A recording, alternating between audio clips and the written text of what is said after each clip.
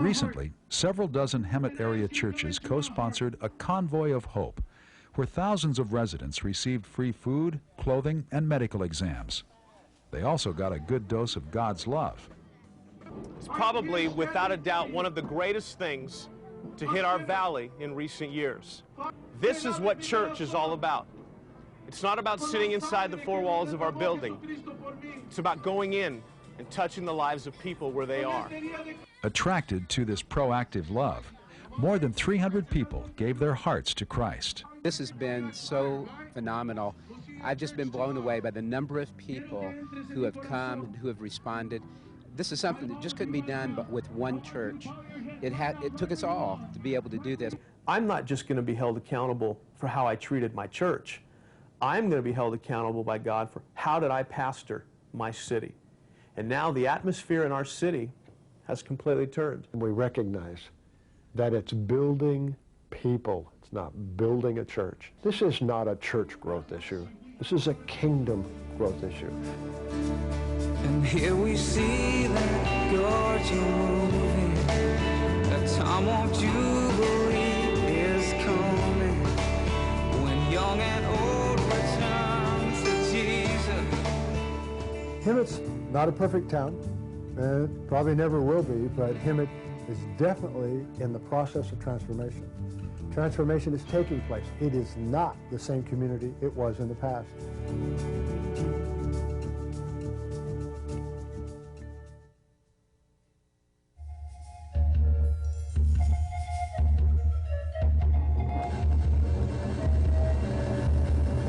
Almolonga was an extremely poor village.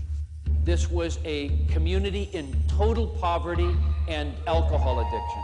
Violence, ignorance, witchcraft, the occult, idol worshiping. In a few kilometers, we'll be entering the town of Almolonga.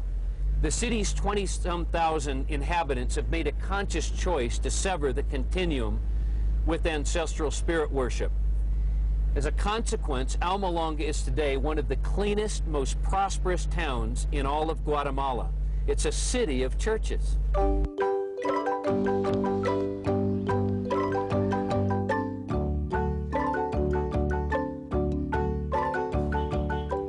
Many cite Almolonga as a world-class example of community transformation. It may very well be. As many as 8 out of 10 residents now consider themselves born-again Christians. But it hasn't always been like this. Just 20 years ago, Almolonga was a dark and dangerous place. Suffered from poverty, violence, ignorance, and besides that, alcohol was the main problem. If you would go to Almolonga 20 years ago in the morning, 7 a.m., and walk the streets of Almolonga, you would have encountered many, many men just lying on the street because they were totally drunk. We had many jails because there were so many problems. Chief of Police Donato Santiago recalls that people were always fighting. Officials built 4 jails, but even they couldn't contain the problem. Overflow prisoners were routinely bused to a nearby city. Domestic violence was especially pronounced. I talked to a woman who said that her husband would, if he didn't like the meal, that she would be beaten and just kicked out of the home. Pastor Mariano Riscaje, one of the key leaders of Almolonga's spiritual turnaround, has similar memories. I was raised in misery. My father sometimes drank for 40 to 50 straight days. We never had a big meal, only a little tortilla with a small glass of coffee. My parents spent what little money they had on alcohol. In an effort to ease their suffering, many townspeople made pacts with folk deities like Pascual Bailon, the Lord of Death, and Mashimon, a powerful patron saint. Mashimon, he was the most important idol in Almolonga. When the Spaniards came to Guatemala 500 years ago, they found that indigenous people, they were willing to negotiate certain things. But there was one thing they were not willing to do any deal about, and that was Mashimon. That was too important an idol for them. This syncretism created a powerful stronghold.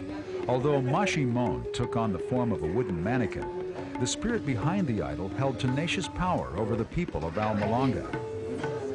It's just a wooden mask, but it's very powerful, a terrible stronghold that binds people. During these dark days, the gospel did not fare well.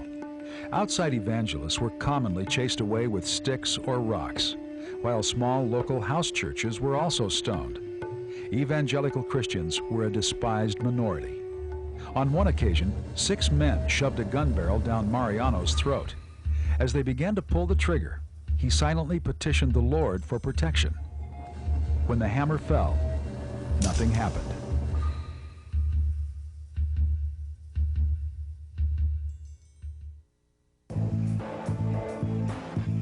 Delivered from death, Pastor Riscahe called his small flock into prayer. It was time to break the stranglehold of violence, superstition, and poverty. As the intercessors lifted their petitions heavenward, they were filled with a supernatural faith. We told the Lord, it is not possible that we could be so insignificant when your word says we are heads and not tails. We kept fasting 3 or 4 days a week, and every Saturday we held a prayer vigil. And that was what I think opened the door. People started to be delivered, men started to be saved and come to church. It was a tremendous, tremendous blessing. A revival, I would call it. And then after many signs and wonders started taking place and a lot of mass deliverances from demonic oppression, churches started growing. Is it true today that when people pray, cloudless skies will break,